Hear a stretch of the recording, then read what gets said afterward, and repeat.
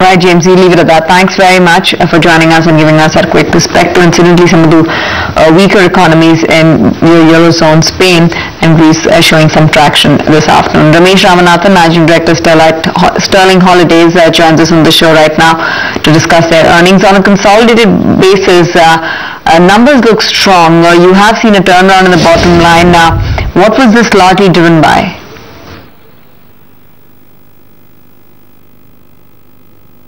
In this business, you have multiple sources of revenue. One is the new members that you sell. The second one is the non-members that you visit the resorts and give you, the resort income. And then you have annual maintenance income. All these put together form your income. And that is what it is. Anyone else in the industry has the same sort of composition. So you have, in fact, one of the strong points about this business is that you have multiple streams of revenue. Right. What explains the massive jump in EBITDA? How do you see your margins shaping up going forward on account of that? Okay, let me answer the first question about the massive jump in EBITDA. I must say it is planned. We have been working for it. You are aware that this is the first time in over 64 quarters that Sterling has reported a PAT. We had reported EBITDA, an operating profit last year in the first quarter, but after that, this is the first time a PAT is being reported.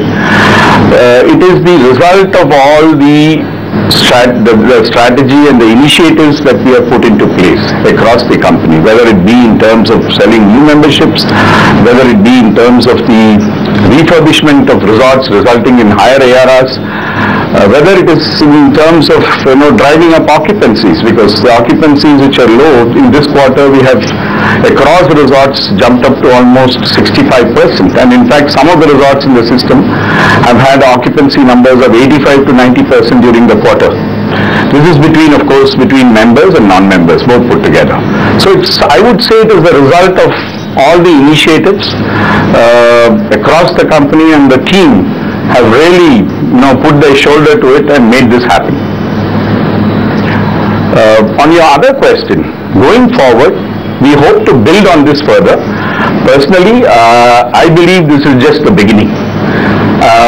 These are sort of green shoots which are showing green shoots of all our efforts, and going into the future, it will get stronger. How have occupancy shaped up then, Mr. Ramanathan, over this quarter? What is the status on ARRs, as well as what do you expect in terms of the growth trajectory for FY14, both on the top line as well as the bottom line? As I mentioned, the occupancies have been very strong during the quarter. In fact, it has been one of the highest ever that we have recorded, 65% across all our 19 resorts and 1,500 plus rooms, which is in itself a significant achievement. We would expect it to grow. The idea is ultimately we want to reach occupancy levels of around 80 to 85%, which is possible in this industry. In a normal hotel scenario, that may not be the case, but in our case it is possible to do so. We can build on the occupancies.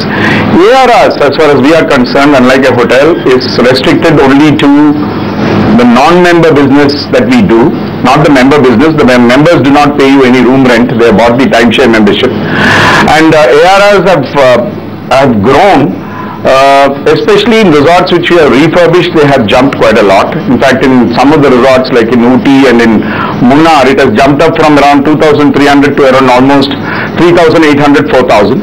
Overall, we have had a 10% increase in ARRs as quarter-to-quarter basis.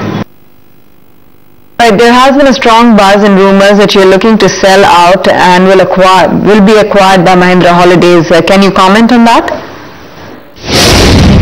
I don't care to comment on those sort of rumors at all. And as you rightly said, they are rumors, so they don't deserve comment. All we know is that as a company, we are aiming for the leadership position. You would be aware that Sterling is the pioneer in the timeshare business, and we were leaders. The idea is to regain that position back, and that is what the entire team is committed to doing. All right, Mr. Ramanathan, we leave it at that. Thanks very much for joining us with with more details about your earnings this quarter and the outlook for the business as well. In the meanwhile, McLeod Russell and sales growth of 21%. The profit growth has been encouraging as well. Let's bring up the stock before we head into that break. A quick reminder of the performance that the stock made in the session today. PAT is up almost about 36%. That's Sterling Holiday. McLeod Russell is a stock and their earnings look strong both on the bottom line as well as the top line. 1% lower for McLeod Russell. 278 was the closing price. When we come back, we get you a quick update on the the stock game and the winner for the session, for the week actually.